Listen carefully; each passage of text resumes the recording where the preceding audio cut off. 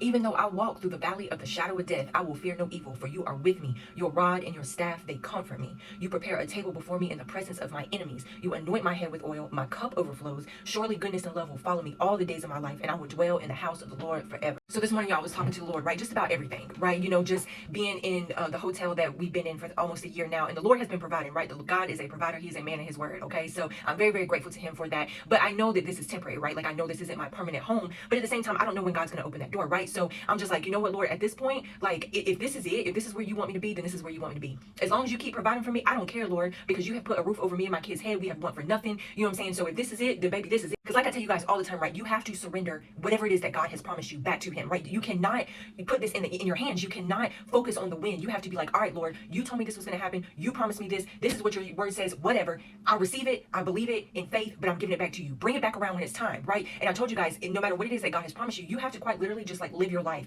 And I always say this too, not in like a worldly way or a fleshly way, but you just have to live your life. You know what I'm saying? Keep going, doing whatever it is that God has called you to do. Keep growing your relationship with him. Allow him to transform you from the inside out, so on and so forth, and just go with the flow, right? Like, you can't, there's not enough prayers, there's not enough fasting, there's not enough that you can do to make anything that God has promised you come quicker, because God is the father of time, right? God is outside of time. So it's going to happen when God says it's going to happen. So I have a devotional that I had got off Amazon, right? And I barely read it, y'all, because I have other devotionals that I'm reading currently. But for whatever reason, I picked this one up this morning and I said, Lord, I'm just going to open to something random, whatever. And I just pray that whatever I open to is something that you speak to me. And what I had ended up opening to it's titled A Prayer for Courage, right? But it's Psalms 23 verses 4-6. And I found it so ironic because the other day, y'all, my daughter was making a no-bake cheesecake, right? Because we stay in an extended stay. So we have like stovetop, but we don't have an oven, right? So she was making a no-bake cheesecake.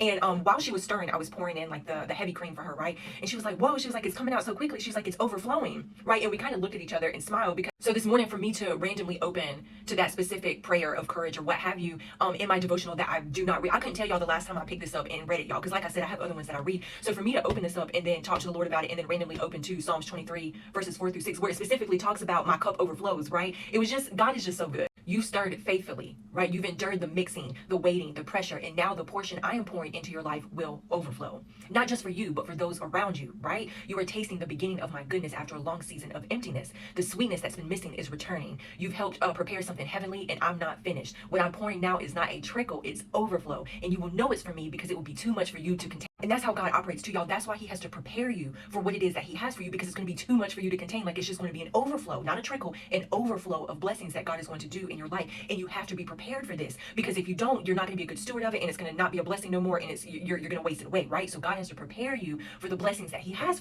I told you guys the hardest part about trusting God, right, or having faith in what God has told you is in the dark, when you're in the dark, because you have no idea like what's going on, when it's going to happen, how it's going to happen, where it's going to happen. Like, you know nothing, right? But God knows everything. That's why you just have to trust him, even when you don't know, even when you don't understand. You have to surrender everything to him, right? Because on his perfect timing, it will happen.